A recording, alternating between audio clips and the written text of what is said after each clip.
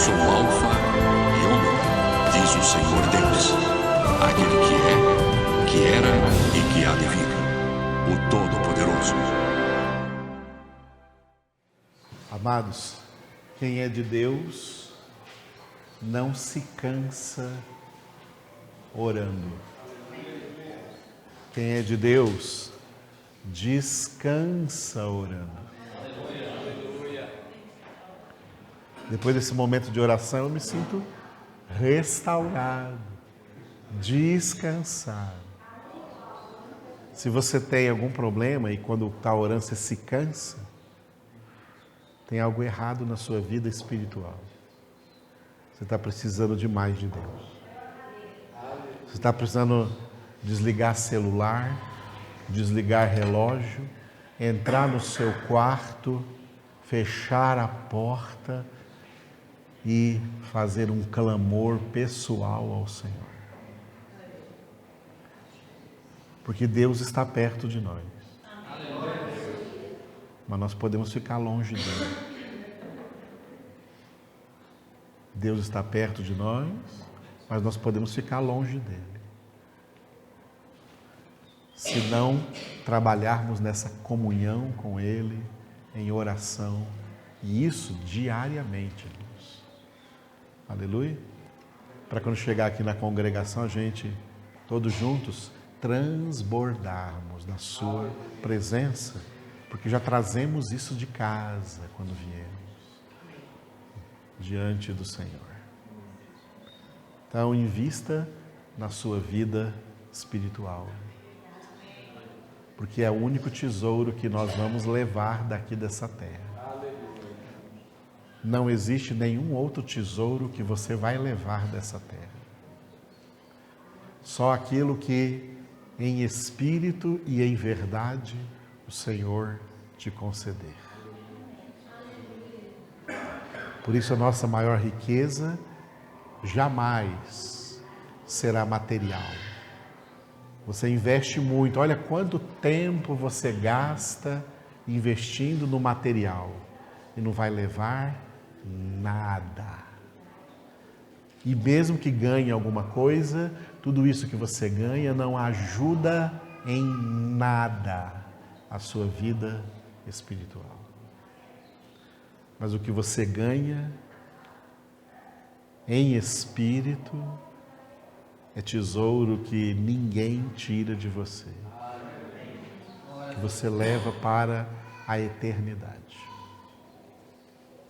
Por isso, momentos como esse são momentos de investirmos na eternidade. Aleluia. Hoje nós vamos meditar em João, capítulo 16, versículo 11, que é o terceiro dos 3 elementos de convencimento que Jesus disse acerca do Espírito Santo. Que quando o Espírito Santo viesse, e ele já veio, convencerá o mundo do pecado, da justiça e do juízo. Diga juízo. Então vimos o pecado no sábado, a justiça no domingo e hoje, então, o que significa o Espírito Santo convencer do juízo. O que Jesus declarou está aí então. Do juízo, porque o príncipe deste mundo já está julgado. Repita.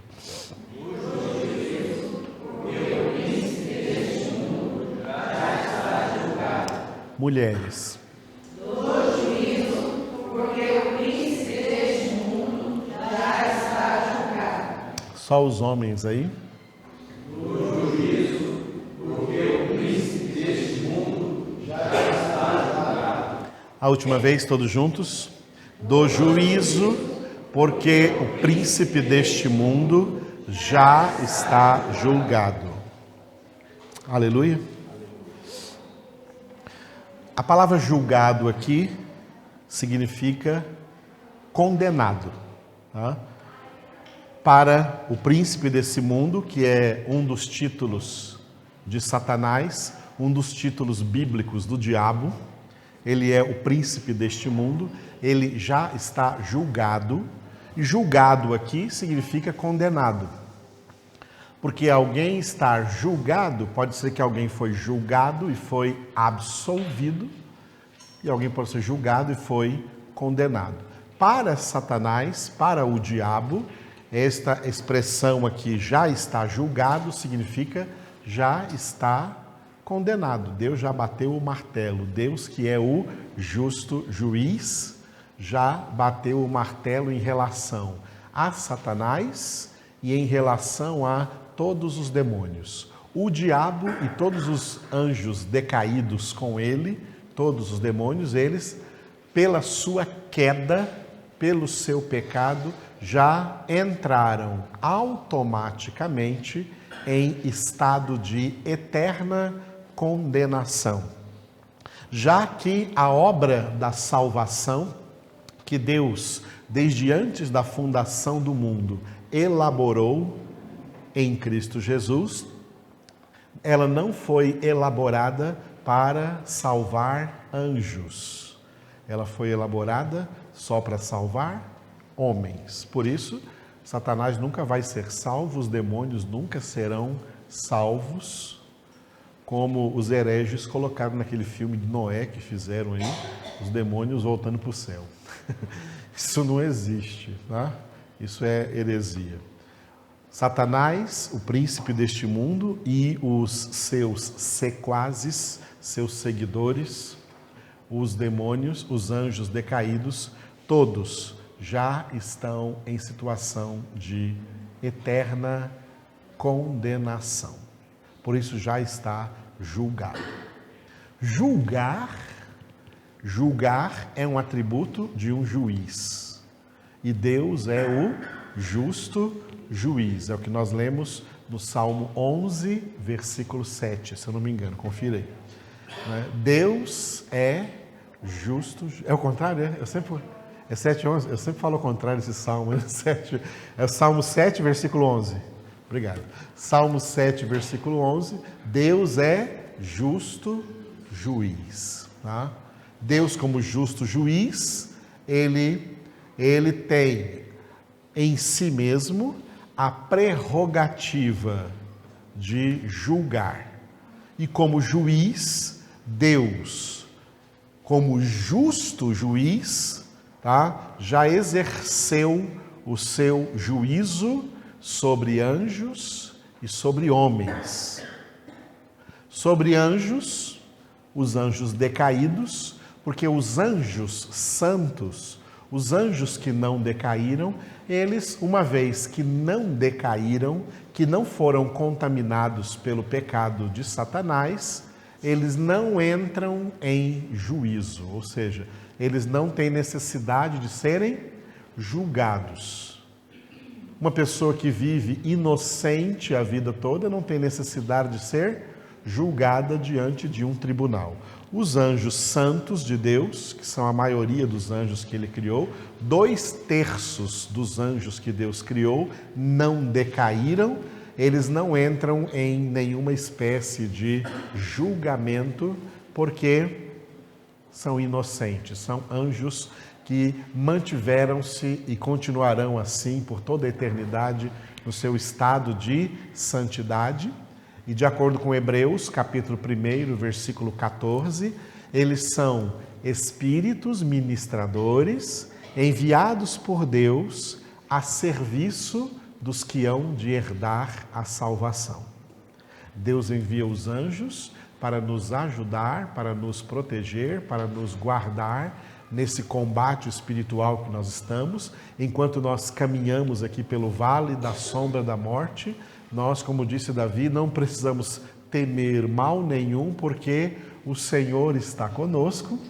Jesus disse: eu estou convosco todos os dias, até a consumação do século, e Ele está conosco, fazendo-se inclusive acompanhar de todos os seus anjos que servem o Senhor, também guardando-nos, protegendo-nos de todo mal, para que não caiamos em nenhuma das ciladas do inimigo, do príncipe desse mundo.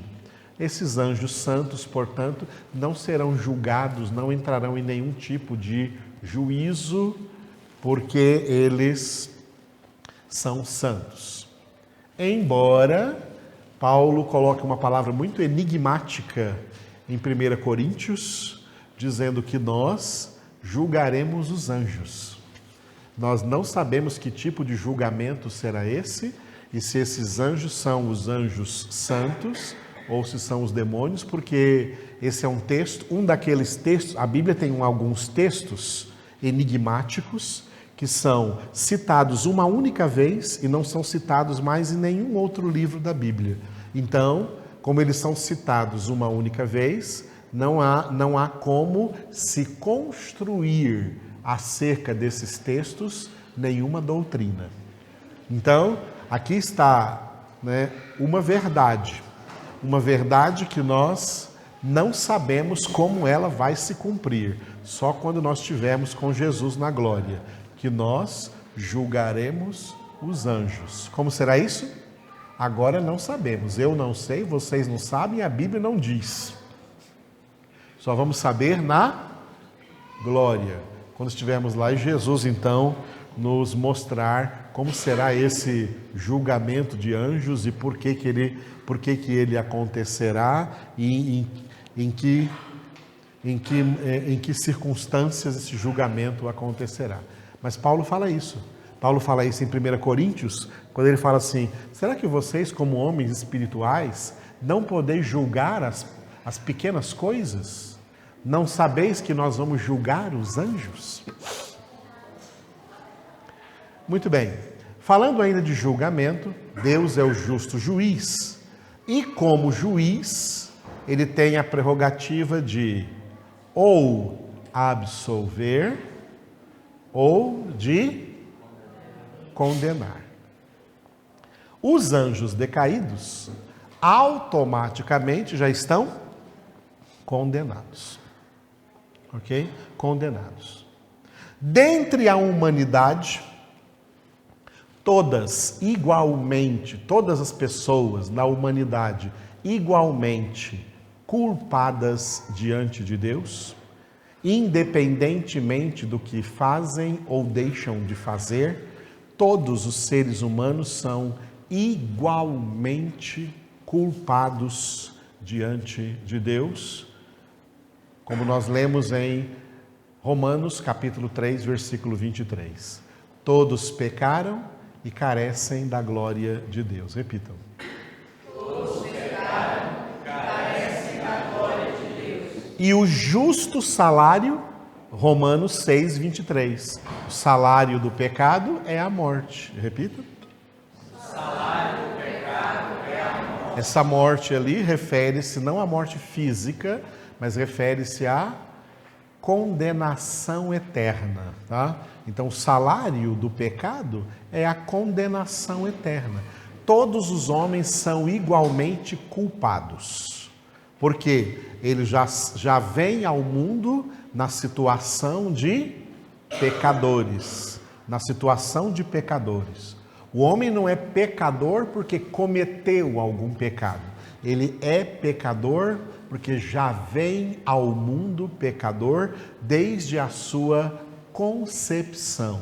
É o que Davi declarou no Salmo 51, versículo 5. Quando ele diz: eis que nasci na iniquidade, aí ele retrocede. Ele fala do nascimento primeiro, mas parece que ele lembra que quando ele nasceu, ele já existia 9 meses antes desse nascimento na vida intrauterina. Aí ele retrocede lá para a concepção e diz: em pecado me concebeu minha mãe. E Davi não está dizendo isso de uma maneira particular, que em pecado a mãe dele concebeu ele, porque a mãe dele teria concebido ele em adultério. Não.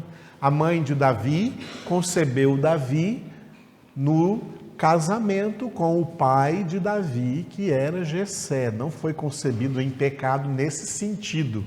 Ele foi concebido em pecado no sentido genérico, no sentido de toda a humanidade. Ele está dizendo que, como todo homem que vem ao mundo já vem desde a concepção manchado pela culpa original, pelo pecado.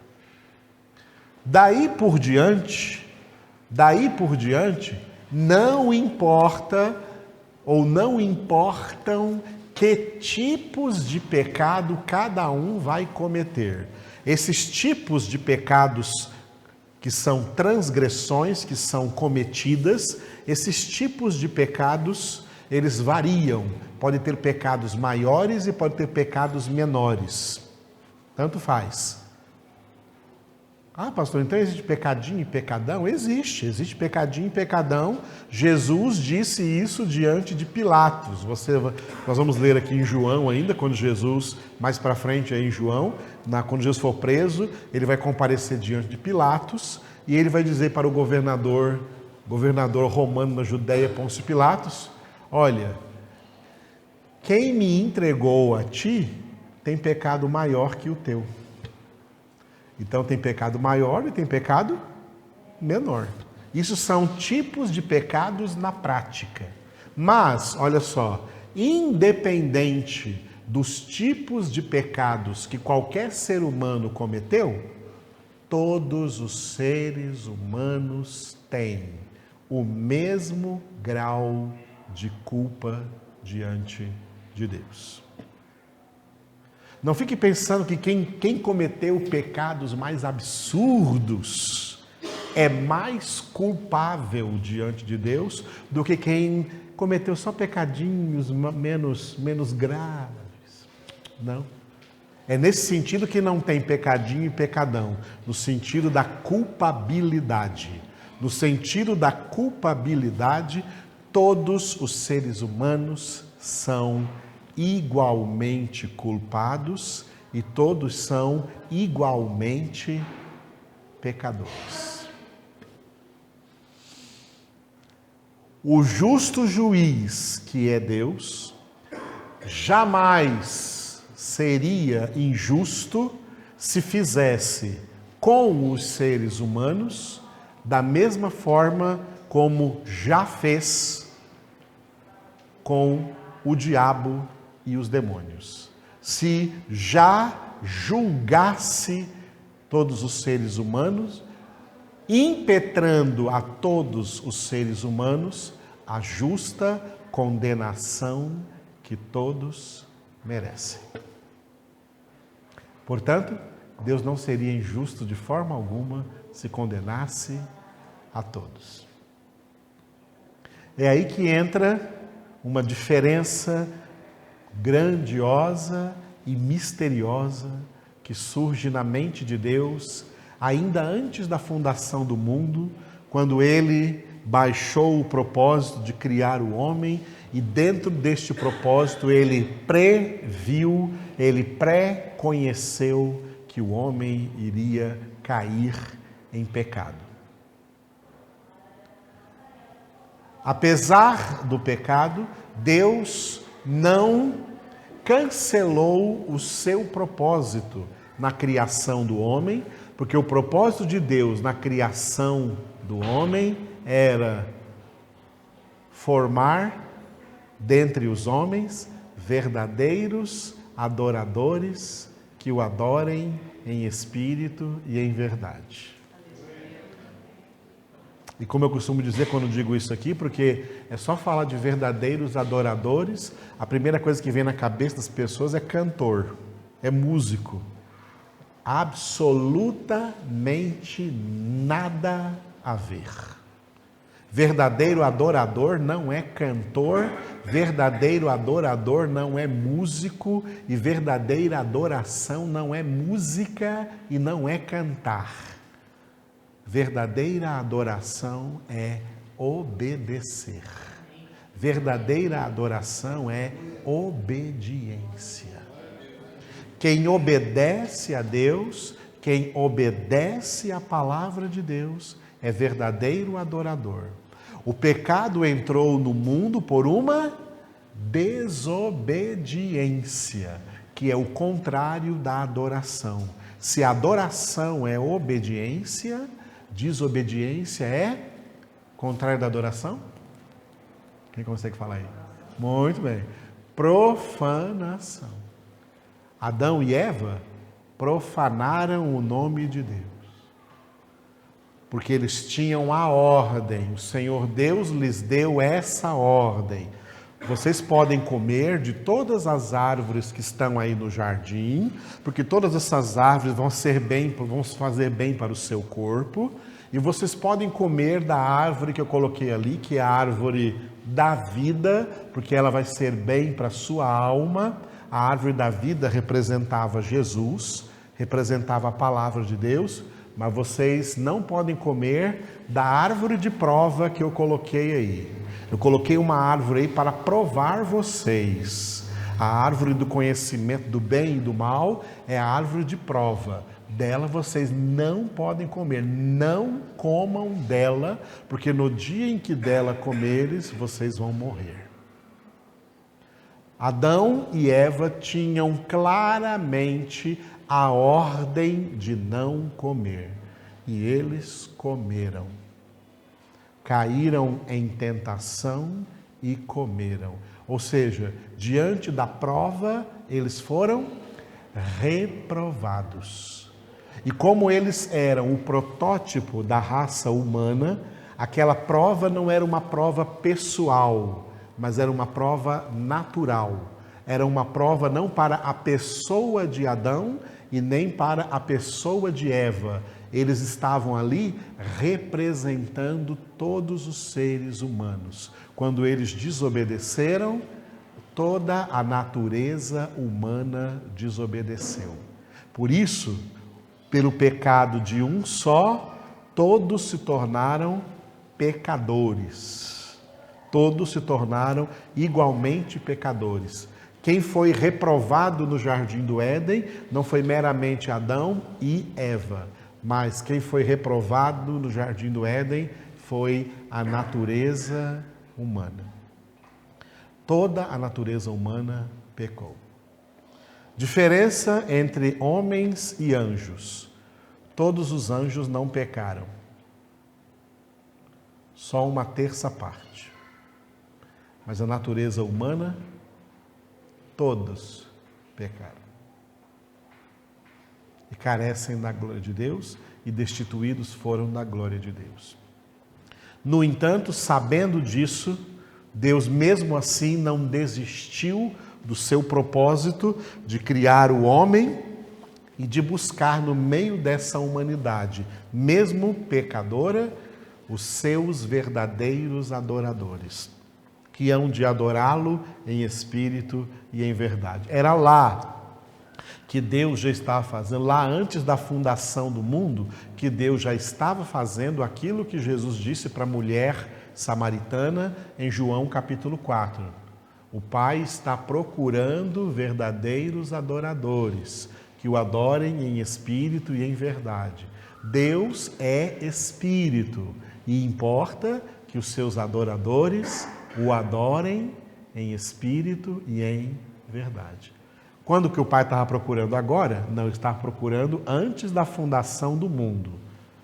E ele os encontrou no meio de toda a humanidade, antes de chamar essa humanidade toda à existência, cada ser humano em seu devido tempo. Muitos já foram chamados, muitos estão agora existindo e muitos ainda vão existir, mas Deus conheceu a todos previamente e dentre todos, Deus escolheu, dentre todos os pecadores, Deus escolheu pecadores para agraciá-los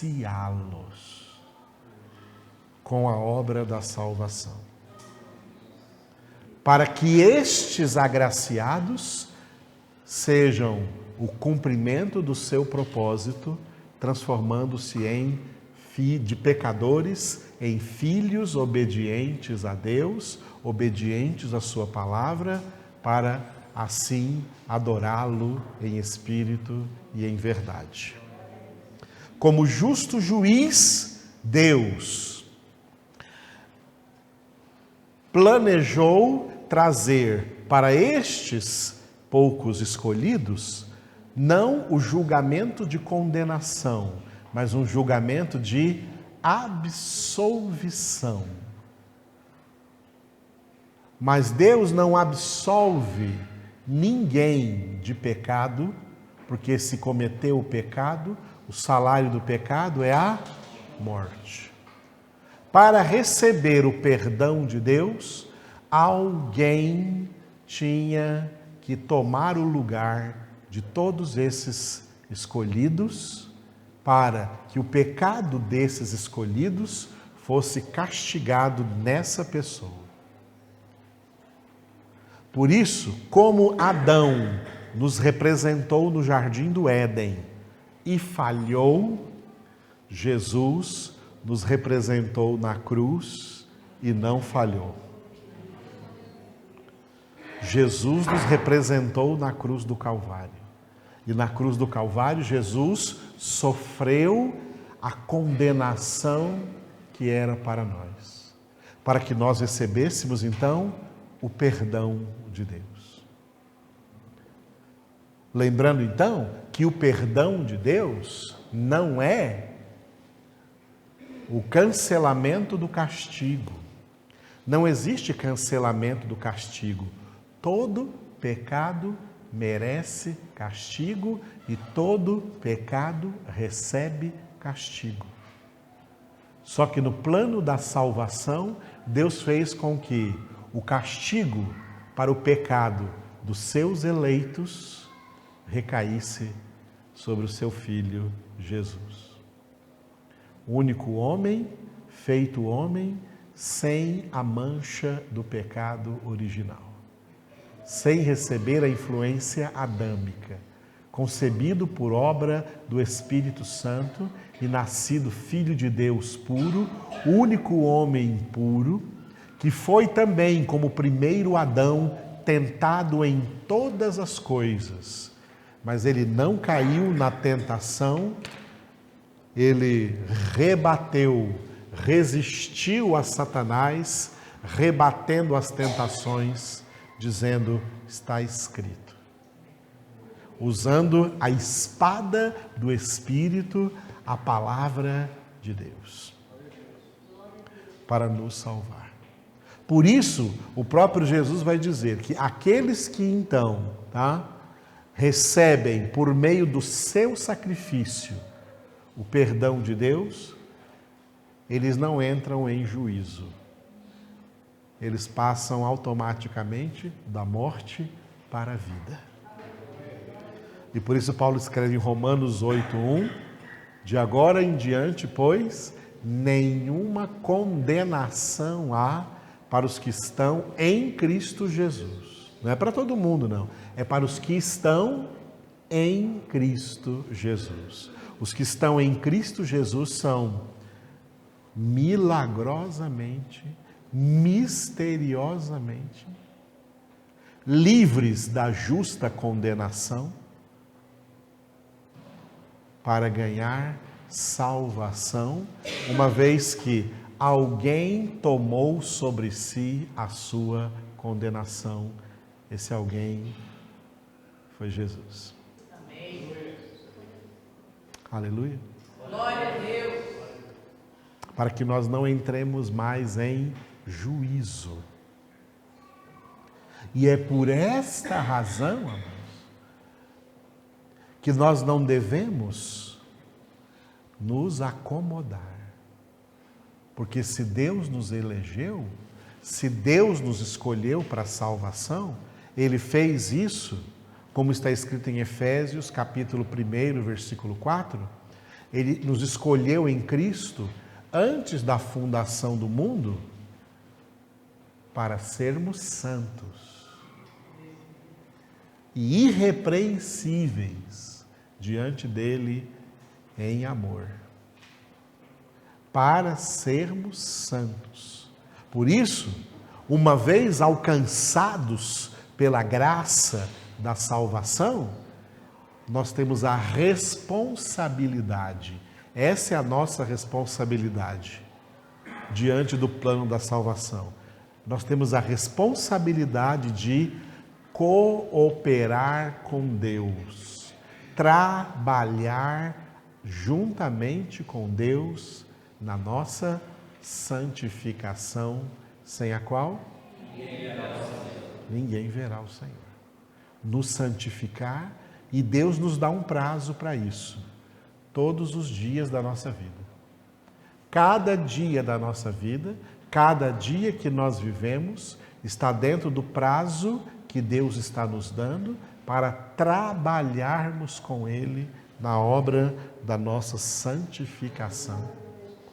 Porque sem santificação ninguém verá o Senhor. E Deus nos dá, Deus preparou misteriosamente, Deus preparou dentro da obra da salvação,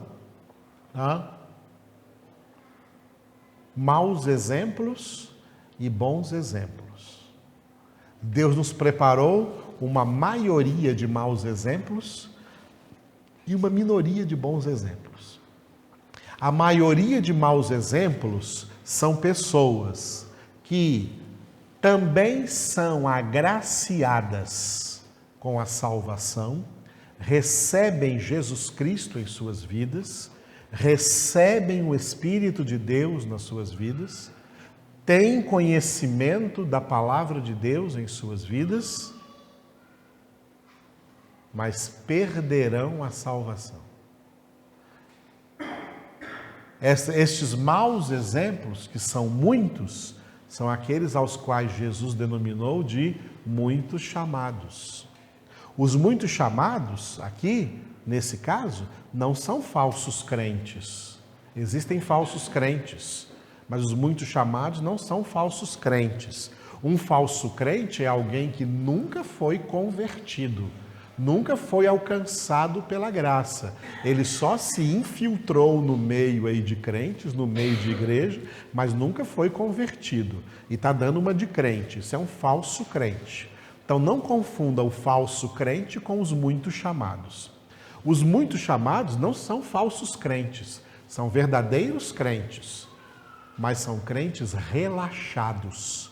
São crentes que não se santificam.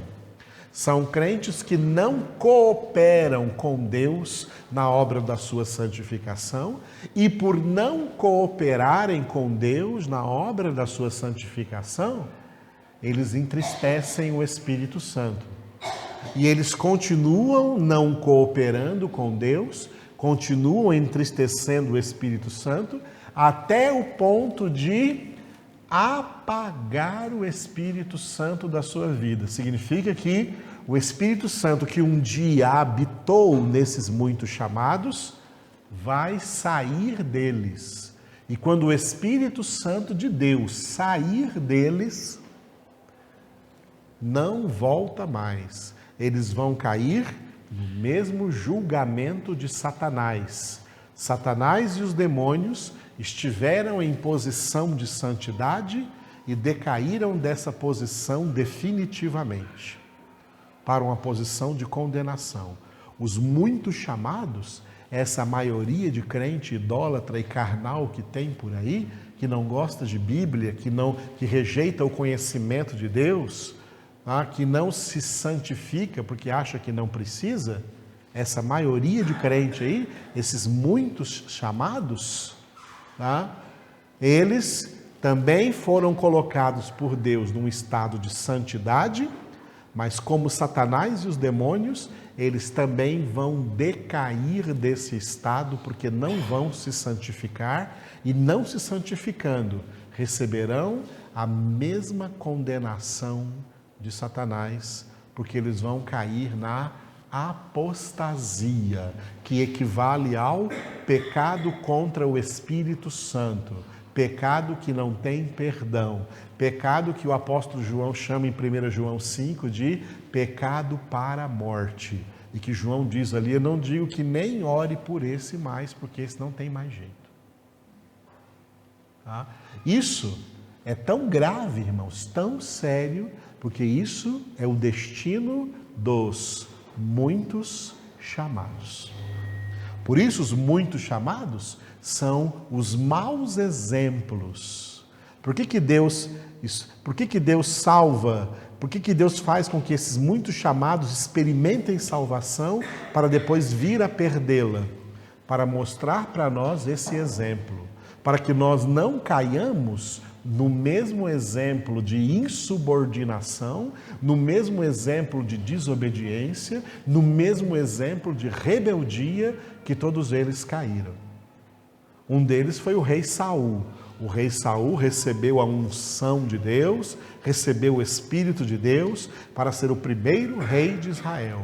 Mas pelo mesmo pecado, pelo pecado de desobediência, Deus retirou dele o Espírito Santo e Deus mandou que um espírito maligno possuísse Saul, e Saul se tornou uma pessoa, um homem possuído pelo diabo até a sua morte. É um mau exemplo. Saul é um mau exemplo. Saul é um desses muitos chamados. Todos esses muitos chamados são maus exemplos, porque receberam salvação, receberam Jesus, receberam o Espírito Santo, conheceram a palavra de Deus, mas não se santificam, são relaxados, não cooperam com Deus na sua santificação. Por isso, eles estão dentro da profecia do apóstolo Paulo em 1 Timóteo capítulo 4, versículo 1, onde Paulo disse: o Espírito Santo afirma que nos últimos tempos muitos apostatarão da fé. Estes que apostatarão da fé, este pecado de apostasia, que não é um pecado de descrentes, o descrente já está no pecado original. A apostasia é pecado de crente, pecado de quem ganhou salvação e perdeu salvação. Portanto, esses muitos chamados são maus exemplos de pessoas que ganharam salvação, mas perdem o que ganharam, perdem a salvação. Os poucos escolhidos são bons exemplos, exemplos de pessoas que, uma vez que ganharam salvação, elas não vão perder nunca mais, porque elas estão convencidas de que precisam perseverar até o fim, desenvolvendo a sua salvação, como Paulo disse em Filipenses capítulo 2, versículo 12. Desenvolvei a vossa salvação com temor e tremor. Coisa que Paulo deu testemunho. Paulo é um desses bons exemplos, dizendo para nós lá em 1 Coríntios capítulo 9, eu castigo o meu corpo, eu o reduzo à servidão, porque eu tenho medo, depois de eu ter pregado a outros, eu vir a ser desqualificado. Eu vir a perder a salvação. Paulo tinha esse medo, por isso que ele, então, escreve aos Filipenses, desenvolvam a salvação que vocês receberam, tá? Desenvolvam. A salvação é o melhor, mais rico talento que Deus nos deu. Mateus 25, Jesus contou a parábola dos talentos. E naquela parábola ele disse que um homem recebeu 5 talentos, outro recebeu 2 talentos e um outro recebeu só 1 talento. O que recebeu 5 talentos desenvolveu esses 5 talentos e eles foram multiplicados para 10. O que recebeu só 2 talentos desenvolveu esses 2 talentos e eles se multiplicaram para 4. Mas aquele que recebeu só 1 talento, não valorizou esse talento, não desenvolveu esse talento, ele escondeu esse talento. Tá? Esse talento aí representa a salvação. Esse talento aí representa a salvação. Fica pensando que outros ganharam mais porque tem 5, outro ganhou mais porque ganhou 2. Por que eu só ganhei 1? Porque esse 1 que você ganhou é mais precioso do que qualquer outro talento. Esse talento que você ganhou é a salvação. E ele não desenvolveu a sua salvação. O desenvolvimento da salvação é a santificação. A maneira de desenvolver a salvação é a santificação. Ele não desenvolveu esse talento, e aí quando o Senhor veio cobrar, ele apresentou o talento. Aqui está o talento que o Senhor me deu. Você não desenvolveu ele? Não. Aí Deus falou assim: pega o talento dele e dá lá para aquele que tem 10. E quanto a esse servo mau e preguiçoso, amarrem ele de mãos e pés e lança para fora do meu reino. Lança lá nas trevas exteriores, onde haverá choro e ranger de dentes, porque ao que tem se lhe dará e terá com abundância, mas o que não tem, até o que tem, lhe será tirado. Essa parábola se aplica aos 3 níveis da obra da salvação. O primeiro nível é a conversão, o segundo é a santificação e o terceiro é a glorificação. Aleluia! Nós fomos convertidos para ser santificados e para cooperar com Deus na obra da nossa santificação e perseverar até o fim na obra da nossa santificação, até chegar à glorificação. Então, aquele que, quando chegar a hora da glorificação, aquele que tem santificação, lhe será dada lá na glória santidade com abundância. Mas o que não tem santificação, até o que ele tinha, que era a conversão, lhe será tirada, e ele vai receber, então, o mesmo julgamento de Satanás, julgamento de condenação. Ele cai em juízo. Por isso que em Mateus 25, Jesus conta essa parábola. Jesus conta também em Mateus 25 a parábola das 10 virgens. As 10 virgens. Por que elas eram virgens? Porque elas estavam consagradas a um noivo. Elas representam os crentes. Ser crente significa ser alguém consagrado a Jesus. Ser propriedade exclusiva de Jesus. Isso é que significa ser crente. O crente não é mais propriedade de si mesmo, não é mais propriedade do mundo, não é mais propriedade do maligno. O crente passa a ser propriedade de Cristo.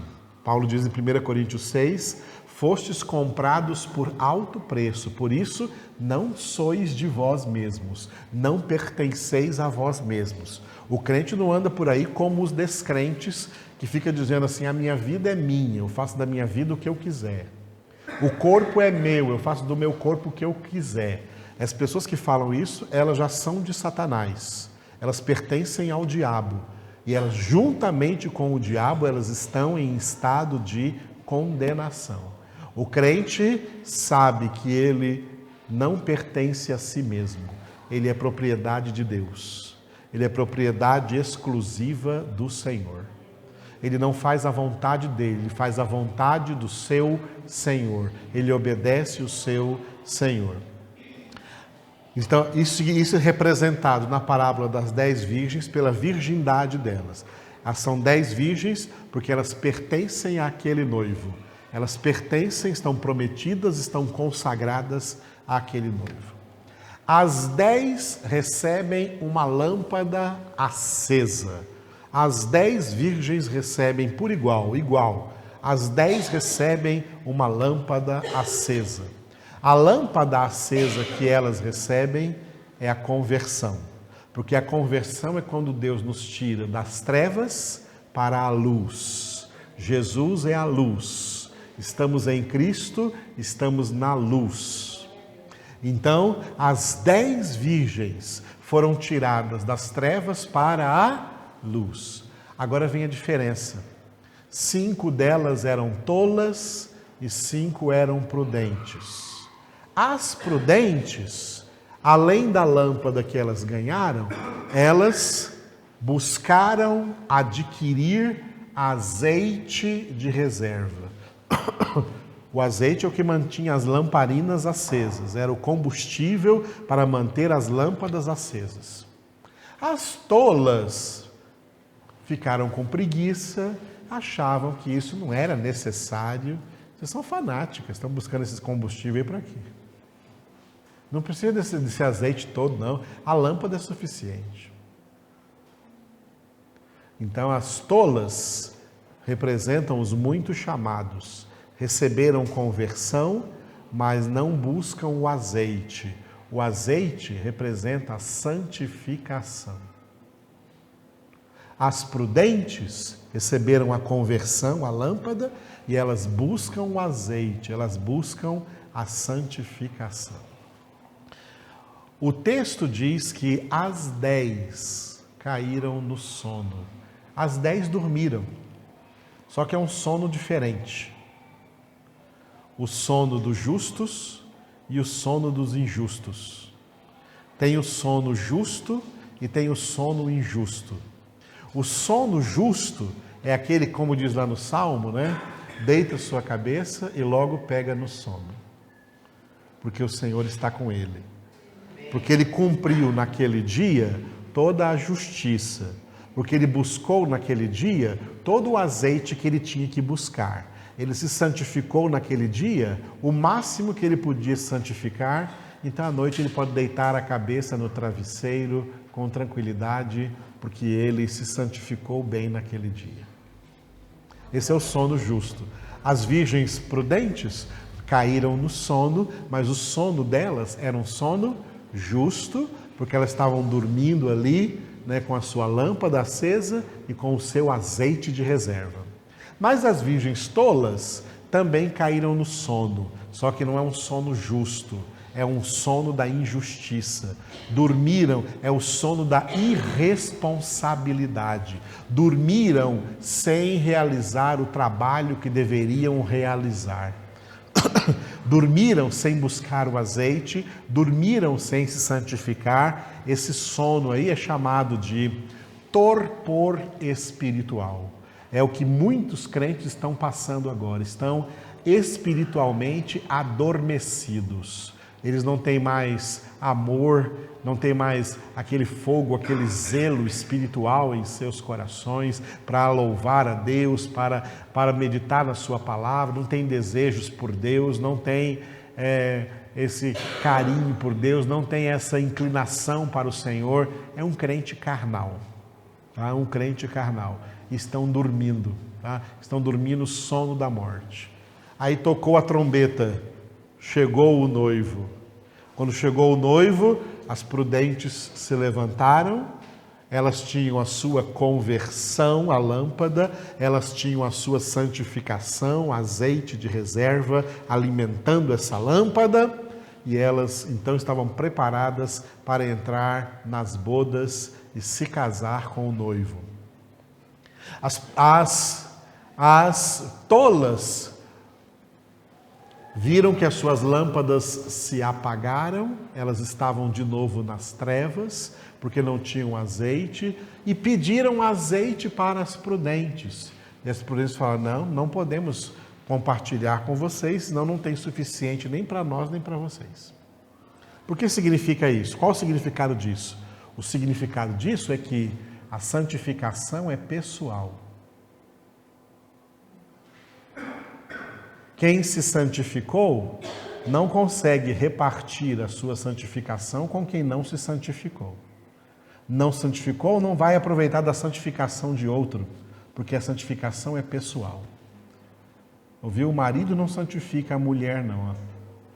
A mulher que tem que se santificar. E a mulher não santifica o marido tem que se santificar. O pai não santifica os filhos têm que se santificar. O máximo que o marido pode fazer com a esposa com o marido, os pais com os filhos, é pregar para eles a palavra de Deus e mostrar que eles têm que se santificar, como eu prego para vocês aqui. Você tem que se santificar. Tá? Ninguém vai cooperar na sua santificação senão você próprio. Se você não cooperar na sua santificação, você é uma virgem tola. Não está buscando azeite como deveria estar buscando, e a sua lâmpada vai apagar. As tolas não entraram, e quando vieram atrasadas, atraso é um problema, né? A gente fala até aqui, atraso é um problema. Né? Ai daqueles que chegam atrasados. Atraso é sempre um problema. Atraso não é uma coisa bonita, não. Atraso é uma coisa feia. Viu? Atraso é uma coisa feia. A gente não gosta de atraso. Você gosta que as pessoas se atrasem com você? Ah, não, aquela pessoa está me devendo, mas ela está atrasada só 50 dias, não tem problema não. Você fica alegrinho? Não, chega no dia, ou está passando o dia, a pessoa não falou nada ainda, será que vai atrasar? Atrasou um dia, mas já atrasou. Essas noivas, essas virgens tolas foram atrasadamente buscar o seu azeite, reacender lâmpadas, e quando chegaram, bateram no lugar onde as bodas estavam sendo celebradas, e falou: Senhor, ouve, abre para nós. E a voz do noivo lá de dentro disse: em verdade vos digo que não conheço vocês. Apartai-vos de mim. E é por isso que no mesmo Mateus 25, Jesus conta a parábola das ovelhas e dos cabritos. Para os cabritos vai dizer: apartai-vos de mim, para malditos, para o fogo eterno, preparado para o diabo e para os seus anjos. Para a mesma condenação preparada para o diabo e para os seus anjos. E para as ovelhas diz: vinde, benditos de meu Pai, e tomai posse do reino que vos está preparado. Porque eles se santificaram. Tá? Porque eles realizaram a obra da sua santificação, viveram pela fé. Está escrito: o justo viverá pela fé. Repita. O justo viverá pela fé. Viver pela fé é viver se santificar. Recebemos o dom da fé por ocasião da conversão, para agora, por essa mesma fé, santificar a nossa mente, santificar nossas palavras, santificar nossos olhares, santificar nossos gestos, santificar a nossa conduta, santificar o nosso comportamento, santificar a nossa vida, porque verdadeiros adoradores obedecem a Deus, verdadeira adoração é obediência, e todas as ordens que Deus nos deu para obedecer se resumem em uma ordem: sede santos. Essa é a ordem do papai para nós. Sede santos. Ele nos deu um modelo perfeito, Jesus, que foi obediente ao Pai até a morte e morte de cruz. Somos imitadores de Jesus. Por isso fomos chamados em Atos 11, 26 de cristãos. Cristão é imitador de Jesus. Imitar Jesus é obedecer ao Pai até a morte. Porque essa é a verdadeira adoração. E é assim que só esses poucos escolhidos, que perseveram então até o fim na sua santificação, não entram em juízo, porque o juízo do príncipe deste mundo, que já está julgado, já está condenado, também recairá sobre todos os homens naturais e também sobre todos os crentes carnais. Só o homem espiritual será salvo. Aleluia. Boa é esta palavra? Gravaram aí nos seus corações? O Espírito de Deus está escrevendo aí na sua vida, no seu interior. Então saia daqui diligente. Saia daqui hoje para, com diligência, com empenho total, aplicar a sua vida à santificação. Casados, faça o seu casamento cooperar para a santificação e não o contrário, não cooperar para a perdição. Faça o seu casamento cooperar para a santificação. Você trabalha na sua profissão, excelente, tem que trabalhar mesmo. Mas faça a sua profissão cooperar para a sua santificação.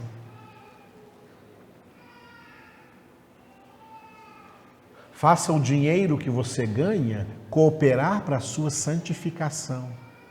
E não para a moleza da carne, mas cooperar para a sua santificação. Deus está te dando tempo de vida, use esse tempo de vida que é precioso, que vai embora e não volta mais. Por isso que todo mundo tem essa sensação, a gente basta conversar 5 minutos com alguém e todo mundo diz, puxa, como o tempo está passando rápido. Essa sensação é um sinal de que esse tempo realmente está passando e que você não pode perder esse tempo, que você precisa usar bem esse tempo, não com coisas fúteis, mas usar bem esse tempo com a sua santificação, em nome de Jesus. Eu sou o Alfa e Ômega, diz o Senhor Deus, aquele que é, que era e que há de vir, o Todo-Poderoso.